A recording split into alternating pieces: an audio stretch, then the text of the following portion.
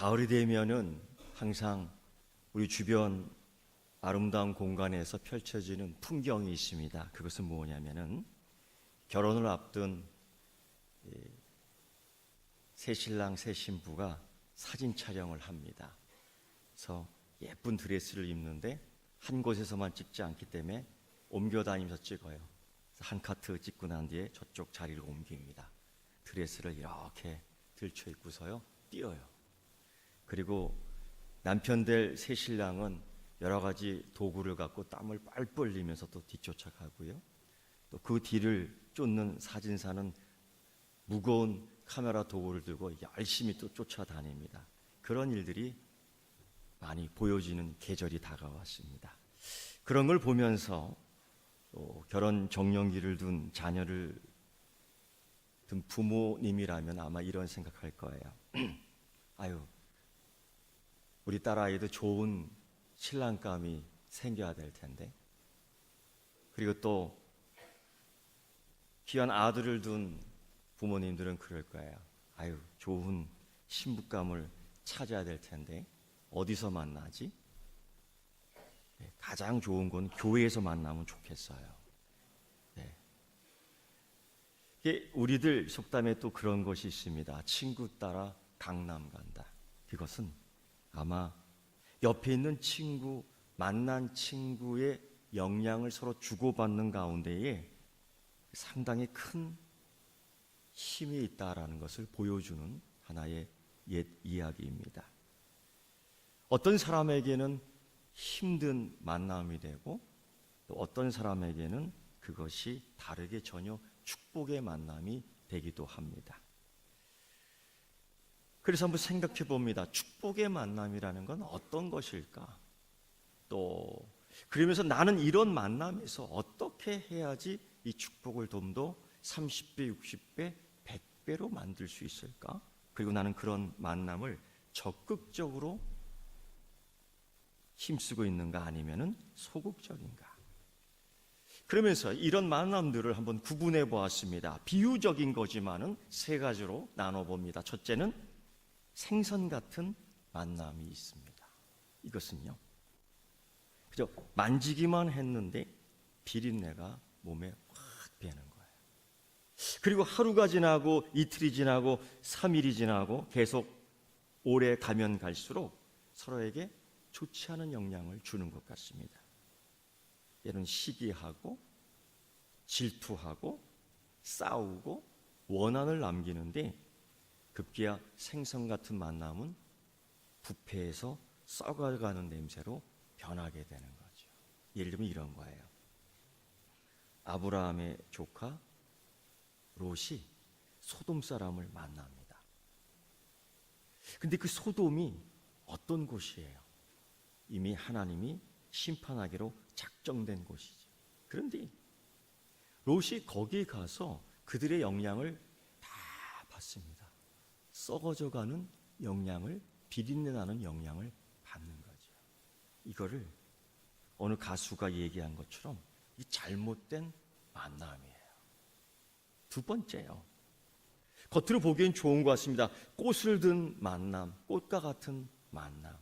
화려하고 보기에 매우 좋고 빨간색, 노란색, 파란색, 보라색 갖가지 흥이 나는 색깔들이 있고 서로 만나면 향기가 나고 좋아 어쩔 줄 모릅니다. 그런데 꽃이라는 게 그런 것 같아요. 하루가 지나고 이틀, 열흘이 되면은 이미 잎사귀도 마르고 꽃잎도 마르고 향기는 어디론지 사라져 버리고 시들시들해지는 사랑, 실증나는 사랑, 섬김이 없는, 봉사가 없는, 희생이 없는 내 것만 주장하는 만남. 이런 만남은 우리에게 축복된 만남이 아닌 것 같습니다. 세 번째 비유적인 만남인데요, 손수건 같은 만남입니다. 겉으로는 잘 드러나지 않는 것 같습니다. 이 손수건은 주머니에 있든 가방 속에 있든 또 어떤 이들은 성경책이나 찬송가 사이에 이 손수건을 꼭 껴놓고 다니는 분들도 계셔요. 그래서 때로 우리가 기도를 하며 또 찬송을 하며 감동이 써 눈물이 날 때에 그 갈피에 있던 손수건을 꺼내며 훔치기도 합니다.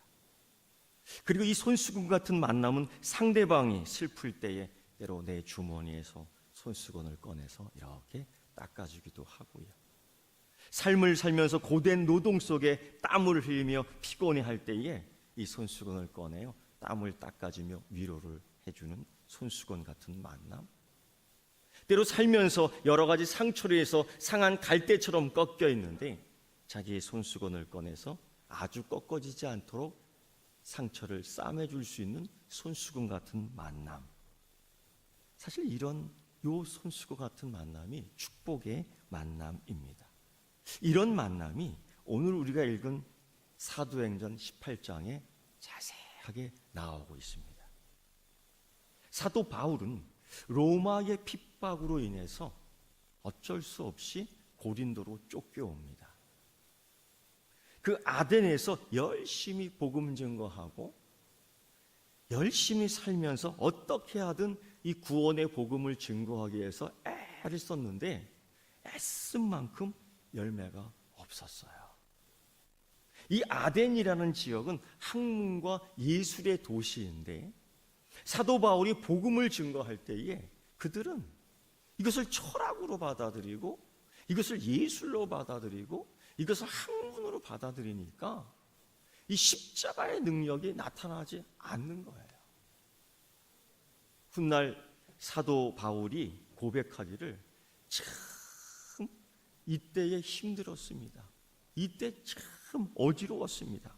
그런데 그것뿐 아니라 이제는 이 황제의 명령에 의해서 이제는 유대인들이 다 추방되게 생긴 거예요. 왜? 그때는 이렇게 저렇게 폭동 사건이 많이 있었습니다. 그런데 이런 폭동 사건 가운데에 오해를 받은 유대인들이 항상 있었어요. 이 유대인들은 독특하지 않습니까?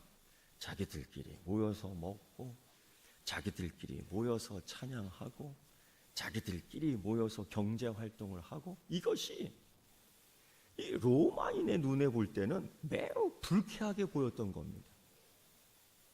이 땅 로마에 살면서도 자기들끼리만 예배하고 찬양하고 경제할 심지어 황제 숭배도 안 한다고 하니까 천하의 몹쓸 민족이고 천하의 몹쓸 놈들이구나 하면서 쫓아내는 거예요. 이때에 바울도 이때 유대인도 쫓겨갑니다. 그런데 어디로 쫓겨나고 어디에 도착했느냐? 고린도예요. 근데 이 고린도는 이 아덴과 전혀 다른 상업, 무역으로 성장한 도시고요. 또 금광촌이 있어서 사람들이 금을 캐내며 상당히 부자가 되었고요. 종교도 얼마나 많은지요. 여러 우상들이 얼마나 많은지 그 중에 가장 인기 있는 신 아프로디테 신이라고 있어요. 이건 음란 신입니다. 사람들이 서로 만나면서 그렇게 얘기해요. 우리 신전에 한번 가볼까? 우리 신전에서 한번 즐겁게 예배드리며 놀아볼까? 이게 생선 같은 만남. 서로 친분을 쌓고 아름다운 꽃과 같은 만남 같이 생각되지만은 이내 시들어지는 만남.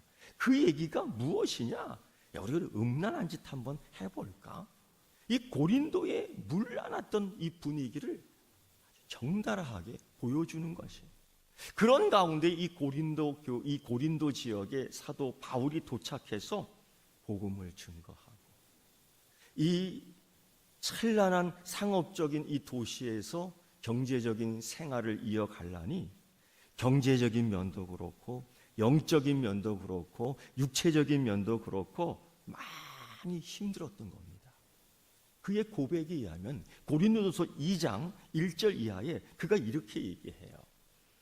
내가 너희 가운데 있을 때에 약하며 두려워하며 심히 떨었다.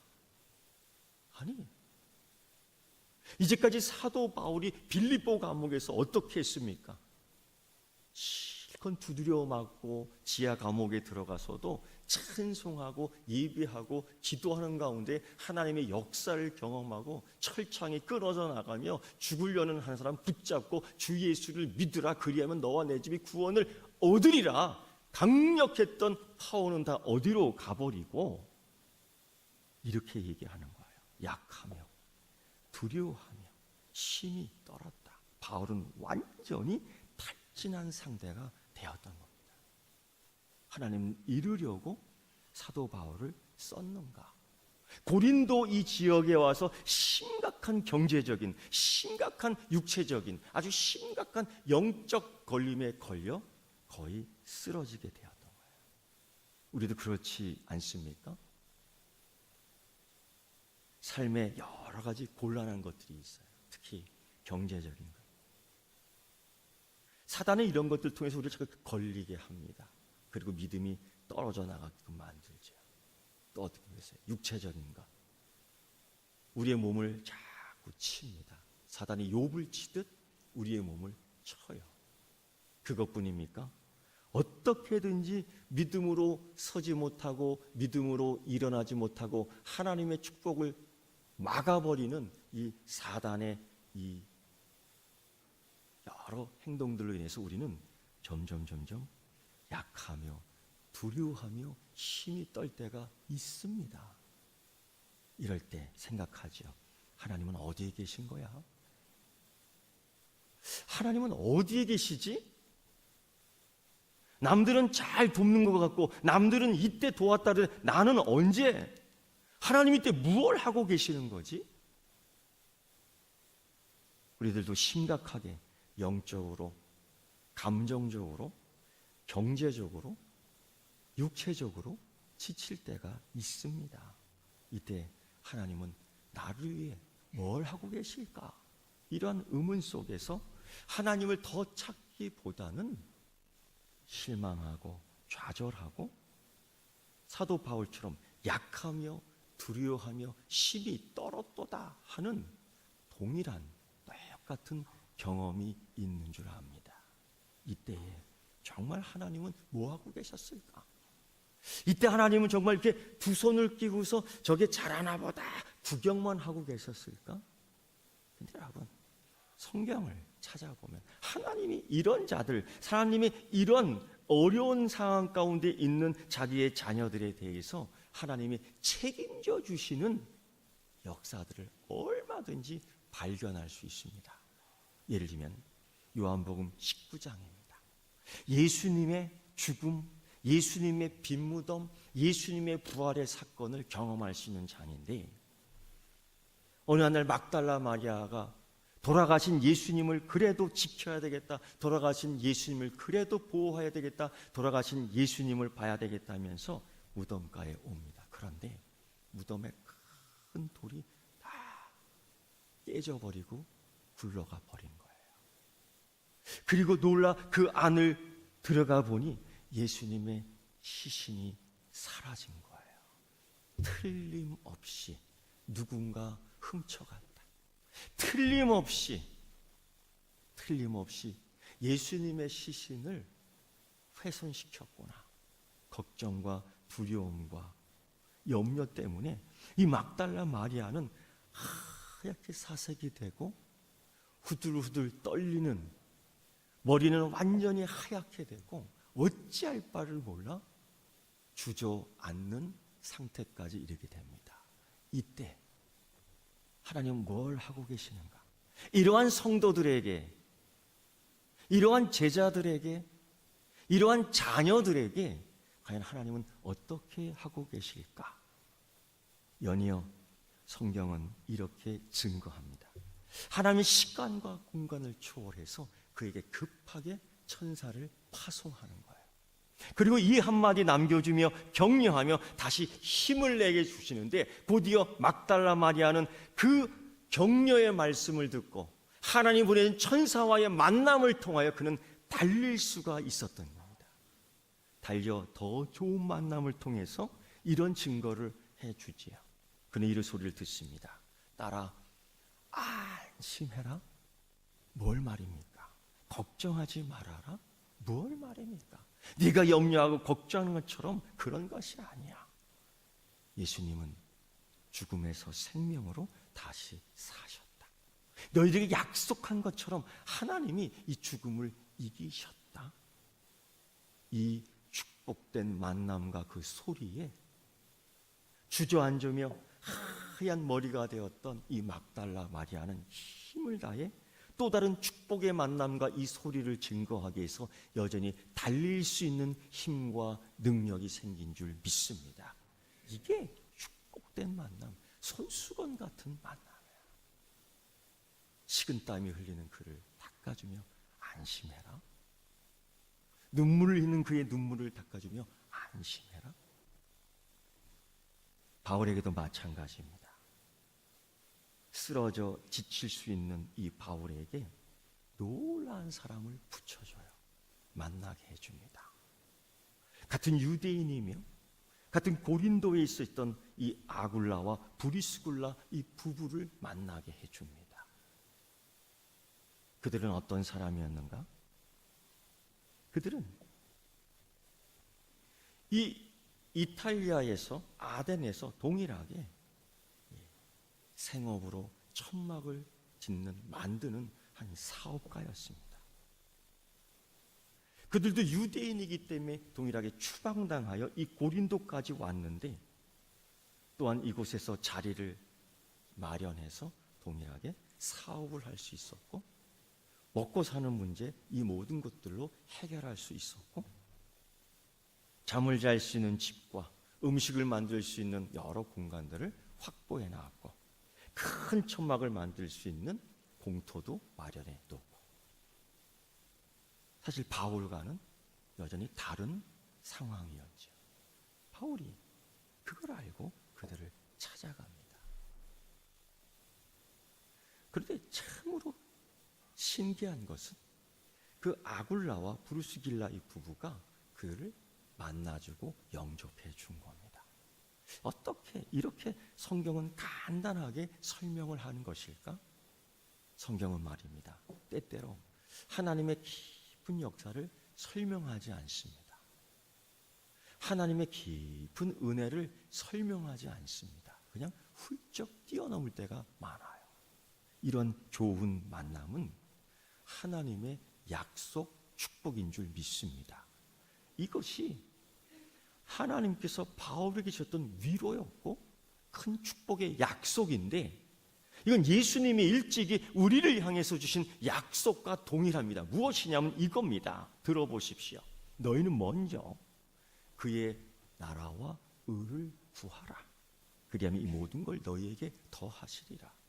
사도 바울은 떨렸고 심히 떨렸고 사도 바울은 심히 염려했고 심히 몸이 점점점 깔아앉았을 이때에 정말 하나님은 어디 계시는가? 하나님 무엇을 하고 계시는가? 하나님 왜 내 원수를 갚아주지 않는가? 고민할 때가 있어요.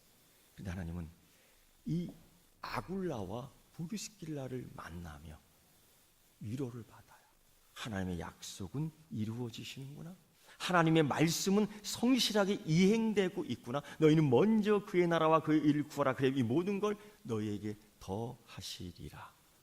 이루어진 큰 사건입니다. 그럼 여러분, 그들은 연이어 어떤 종류의 만남을 갖고 있었을까요? 그들은 서로 동업을 합니다. 성경에 나오기를 함께 먹고 함께 일할 수 있었다고 얘기합니다. 과연 하나님께서는 왜 이렇게 그들을 만나게 했을까요? 서로 함께 일하게 했을까요? 서로 같은 시간에 같은 공간에서 말입니다. 그들은 이 축복의 만남을 위해 이루는 여러 가지 일들을 하는데 특징을 보면 이거예요. 첫째요, 천막 만드는 일을 열심히 했습니다. 바울은 그들과 매우 친밀하게 교제를 했는데 그 중에 가장 우선된 조건이 천막 만드는 일입니다. 하나를 보면 열을 알 수 있어요. 함께 일을 했기 때문에 게을러서도 안 돼요. 동울하면서 다른 거 빼먹으면 안 돼요. 이것은 좋은 축복의 만남이 아니에요. 시들어지는 꽃을 든 만남, 아니면 생선과 비린내 썩은 냄새가 만난 그런 만남밖에 될 수 없어요. 사도 바울은 그들과 함께 하면서 열심히 아굴라와 브리스길라도 바울에게 호의를 보이며 거처를 마련하고 일할 장소를 제공하며 같은 깊은 교제를 할 수 있었습니다. 그런 가운데 바울이 또 다른 만남을 소개해줘요. 가끔 여러분 친구 따라 강남도 가지만은 친구 따라 또 다른 곳에 가는 사람들이 많아요. 친구가 좋은 것도 소개해 주지만은 실수로 좋지 않은 것도 소개해 줄 때가 있습니다. 우리가 구별을 잘 해야 되는데 얼마든지요. 사업을 하다가 얼마든지요. 일을 하다가 땀을 식힐 겸 또 다른 곳에 재미를 찾고자 아마 앞으로 뒤태에도 갔을 거고 그런 곳에 가서 즐기고 오자고 하는 사람들도 많을 것이고 그런 친구들이 그런 주변 사람들이 비일비재한데 그게 문화요, 종교요, 경제요, 정치요, 나 개인 한 사람의 사생활이요 다 섞여 있기 때문에 아무렇지도 않은 이 고린도의 상황 가운데에 독특하게 사도 바울은 이 아굴라와 브리스길라에게 예수님을 소개하는 거예요. 예수님을 만나보지 않겠습니까? 다른 어떤 것이 아니라요. 새로운 고장, 새로운 동네요. 새롭게 이사와서 새롭게 사업을 하는 가운데 얼마나 바쁘고 힘들겠습니까? 그런데 같은 일을 하면서 그는 하나님을 만나는 더 좋은 만남을 소개하는데 이것 또한 하나님의 은혜인 줄 믿습니다. 그들이 그걸 다 받아들이는 거예요. 여러분, 우리가 가끔 복음을 소개할 때 이런 두려움이 있어요. 이 사람이 이걸 믿을까 말까, 받아들일까 말까, 그런 염려할 필요 없어요. 우리는요, 때로는 뿌리기도 하고요. 우리는 때로 물 주기도 하고요. 때로 우리는 검질도 하고요. 그러나 자라나게 하시고 열매 맺게 하시는 분은 하나님이신 줄 믿습니다. 우리는 좋은 만남, 축복의 만남, 손수건으로 닦아주는 만남을 만들어 가기만 하면 되는 줄 믿습니다. 바울은 힘 닿는 대로 열심히 장막 만드는 일을 하면서 경제적인 면을 도우며 도움을 받고 같은 신앙과 믿음의 거리를 걸으며 바울을 위로하는 아굴라 브리스길라가 되었던 거예요. 보면요, 바울의 이 선교 사역이 그렇게 성공할 수 있도록 뒷받침해준 성도들이 있었기 때문이죠. 그래서 로마서 16장에 보면요, 이 마지막 장에 사도 바울은 자기 선교 사역을 마치며 많은 사람들의 이름을 거기다 쭉 적어나가요. 이 사람들을 존귀하게 여겨주시고요, 이 사람들을 기쁘게 맞아주시고요, 이 사람들을 대접하고 영접할 때 나를 대접하고 영접하는 것처럼 해주시고요. 왜? 예수 그리스도의 이름으로 자기를 위로하고 예수 그리스도의 이름으로 이 복음 사역을 돕고 예수 그리스도의 이름으로 행복한 손수건 같은 만남, 축복의 만남을 이룬 자들이기 때문에 사도 바울은 그런 자들을 기억해 달라는 거였죠. 두 번째요, 하나님께서는 이 손수건 같은 만남을 또다시 계획합니다. 하나로 끝나지 않아요. 그 손수건의 경험을 하고 그 땀을 닦은 경험이 있는, 그 축복의 만남이 있는 경험이 있는 자들에게 또 다른 기회를 하나님이 주시는데요, 아굴라와 브리스길라가 에베소에서 머물 때 일입니다. 거기서 아볼로라는 한 사람을 만나요. 이 사람의 이름 보고될 때에 사도행전에서는 이 사람에 대한 몇 가지의 이 사실을 이야기해 줍니다. 첫째, 그는 알렉산드리아 사람이었다. 고향이 거기였던 것 같아요. 그런데 그는 훌륭한 복음 전도자다. 놀랄 일이에요. 어떻게 복음을 그렇게 받아들였을까? 성경에 능한 사람이에요. 물론 구약 성경을 읽었을 겁니다. 주님의 복음을 사람들에게 전했습니다. 깜짝 놀랄 일이에요. 아볼로가 어느 날 회당에서 복음을 전하는데 이 아굴라와 브루스길라가 딱 느꼈어요.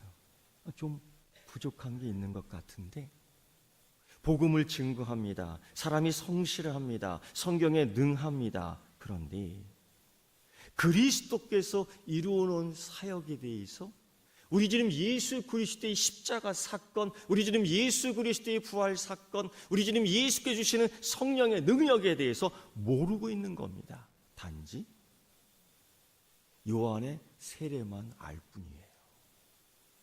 여러분, 그렇다고 해서 틀린 건 아니지요. 부족한 것 뿐입니다.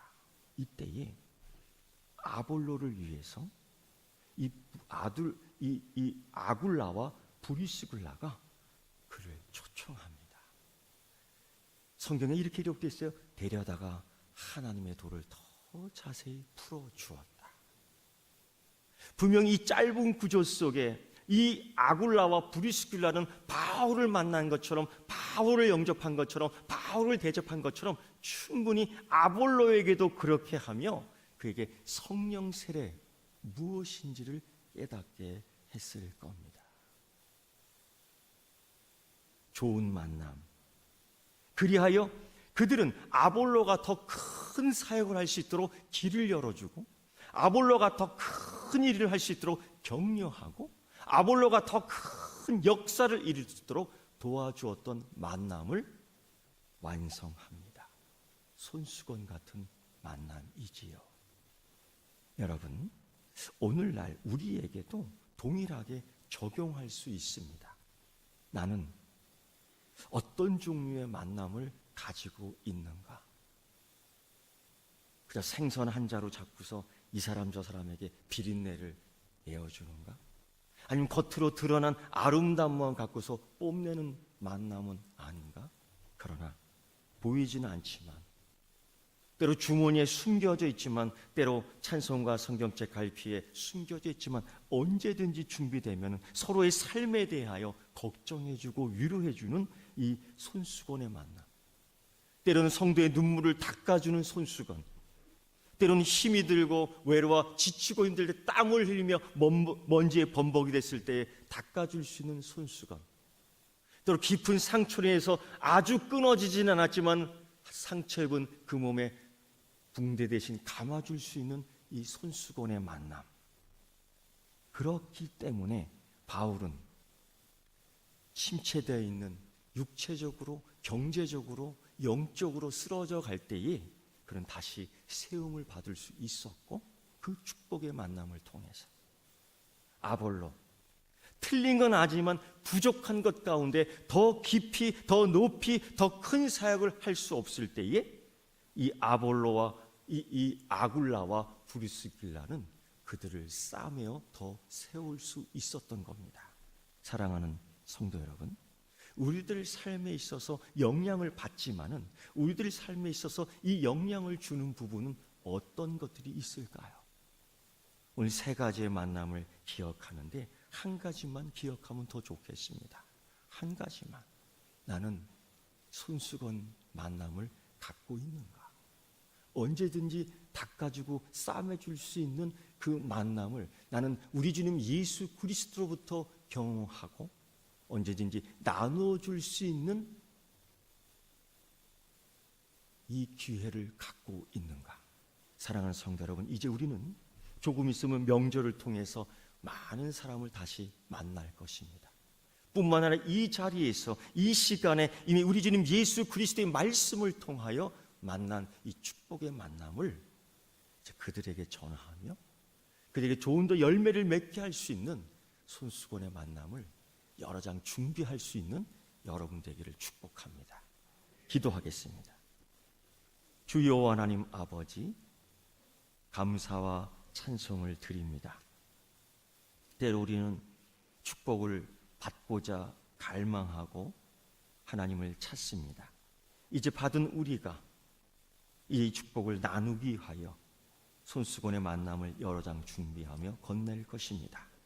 서로가 서로를 축복하게 하시고 은혜를 나누며 사랑을 나누는 가운데에 사도 바울처럼 쓰러질 때에 다시 세움받게 하시고 아볼로처럼 부족할 때에 완전하게 서서 더 큰 일들을 감당하게 하게 해주시고, 이러한 것들 우리 가운데에 있어 하나님이 교회를 더 세워가며 하나님의 능력을 감당케 하여 주시옵소서.